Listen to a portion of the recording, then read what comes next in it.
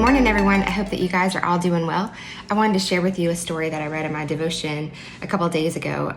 I love stories. This is probably the best way that I learn. I love when things connect dots with stories. It was about two guys that were best friends. They had grown up together, went to school together, elementary school, middle school, high school, even went off to college together. After college, they separated and went their own way. One of the friends becoming a judge, and the other one actually became a criminal. He kind of ended up in the wrong lifestyle. And on this one particular day, the two men found themselves in the same courtroom together. One, of course, being a judge, and the other one being on trial for a crime that he had committed. And the friend who was a judge recognized his other friend, and he immediately felt terrible. He had such compassion for him and felt so badly for him because it was his friend. He loved his friend. And but however, he still had a job to do. He was still a judge and he had to do his job. So what he did was he penalized the man that was on trial, his friend that was on trial, the correct penalty for the crime that he had done.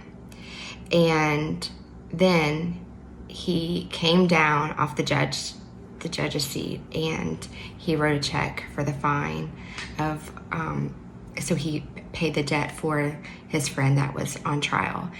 And I love stories like this because it just reminds us so much of what God did with Jesus, how, God is a righteous judge, but he has to judge sin, but he paid that penalty through Jesus because he loves us, even though he's the righteous judge. And then just coincidentally, I watched this little video yesterday, which I actually shared on my Facebook, but I just thought this was a little parallel. It was a woman asking a man, whatever, I'm not sure what his name was, but why does a loving God send people to hell? And the man looks at her and says, God doesn't send people to hell. We were already heading there. He said, it's like being on a ship and the ship is about to go down and someone says, hey, look, there's a lifeboat. You can choose to get on that lifeboat or you can choose to stay on the ship. And that's what God did with Jesus. He sent us that lifeboat with Jesus, and we can choose that lifeboat, or we can choose to stay on the ship where we were already and destined to where we were already heading in the first place.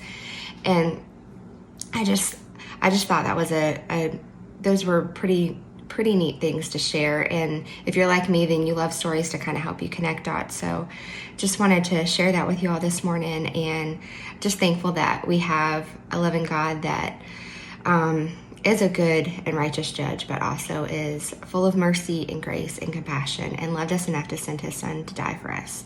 So I hope you all have a great day. I look forward to seeing you soon.